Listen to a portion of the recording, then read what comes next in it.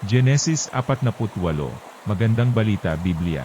Binasbasa ni Jacob sina Ephraim at Manases. Nabalitaan ni Josue na may sakit ang kanyang ama, kaya't isinama niya ang dalawang anak na lalaki, sina Manases at Ephraim, at dinalaw ang matanda. Nang sabihin kay Jacob na dumating si Josue, nagpilit siyang bumangon at naupo sa kanyang higaan. Sinabi niya kay Josue, "Nang ako'y nasa luz, nagpakita sa akin ang makapangyarihang Diyos at binasbasan ako. Sinabi niya na darami ang aking mga anak, at ang aking lahi ay magiging isang malaking bansa, at ibibigay niya sa kanila ang lupaing iyon habang panahon. Ang dalawa mong anak na isinilang dito sa Ehipto, bago ako dumating ay ibibilang sa aking mga anak. Kaya, tulad ni Ruben at Simeon, sina Ephraim at Manases ay magiging tagapagmana ko rin. Ngunit ang susunod mong mga anak ay mananatiling iyo at ibibilang na lamang sa lipi ng dalawa nilang kapatid." Ipinasya ko ito alang-alang kay Raquel na iyong ina. Nang pabalik ako buhat sa Mesopotamia, namatay siya sa Kanaan, malapit sa Efrata. At dinamdam ko ng labis ang kanyang pagpanaw. Doon ko na siya inilibing. Ang Efrata ay tinatawag ngayong Bethlehem. Nang makita ni Israel ang mga anak ni Josue, tinanong ito ba ang iyong mga anak? "Opo, sila po ang ipinagkaloob sa akin ng Diyos dito sa Ehipto," tugon niya. Sinabi ni Israel, "Ilapit mo sila sa akin at babasbasan ko." Halos hindi na makakita noon si Israel dahil sa kanyang katandaan. Inilapit nga ni Josue ang mga bata, at sila'y niyakap at hinagkan ng matanda.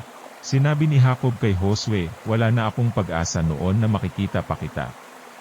Ngayon, nakita ko pati iyong mga anak." Inalis ni Josue ang mga bata sa kandungan ni Israel at yumuko siya sa harapan nito.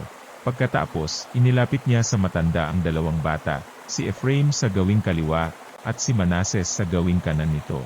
Ngunit pinagkuros ni Israel ang kanyang kamay at ipinatong ang kanan sa ulo ng nakababatang si Ephraim, at ang kaliwa sa ulo ni Manases. At sila'y binasbasan. Pagpalain nawa kayo at palaging subaybayan ng Diyos na pinaglingkuran ni Isaac at ni Abraham, ng Diyos na sa akin nangalagat pumatnubay, simula sa pagkabata at magpahanggang ngayon man. At pati na ang anghel na sa akin ay nagligtas. Pagpalain nawa kayo, tanggapin ang kanyang basbas. Maingatan nawa ninyo at taglayin oras-oras ang ngalan ko at ang ngalan ni Abraham at ni Isaac. Nawa kayo ay lumago, dumami at lumaganap. Nang makita ni Josue ang ginawa ng kanyang ama, minasama niya iyon, kaya't hinawakan niya ang kanang kamay nito upang ilipat sa ulo ni Manases. Wika niya, "Ito po ang matanda, ama. Sa kanya niyo ipatong ang inyong kanang kamay." Ngunit sinabi ni Jacob, "Alam ko iyan, anak, alam ko. Alam kong magiging dakila si Manases, pati ang kanyang mga anak, ngunit lalong magiging dakila ang nakababata niyang kapatid. Ang kanyang lahi ay magiging dakilang mga bansa." Sinabi pa niya ito, "Ang mga Israelita, sa Diyos ay hihilingin. Dahil kayo'y pinagpala, sila may pagpalain din. Sa kanilang kahilingan, ganito ang sasabihin, kayo nawa ay matulad kay Ephraim at Manases." Sa ganitong paraan ginawa ni Jacob na una si Ephraim kay Manases. Pagkatapos nito, sinabi ni Israel, "Josue, ako'y mamamatay na ngunit huwag kang mababahala. Sasamahan ka ng Diyos at kayo'y ibabalik niya sa lupain ng inyong mga ninuno.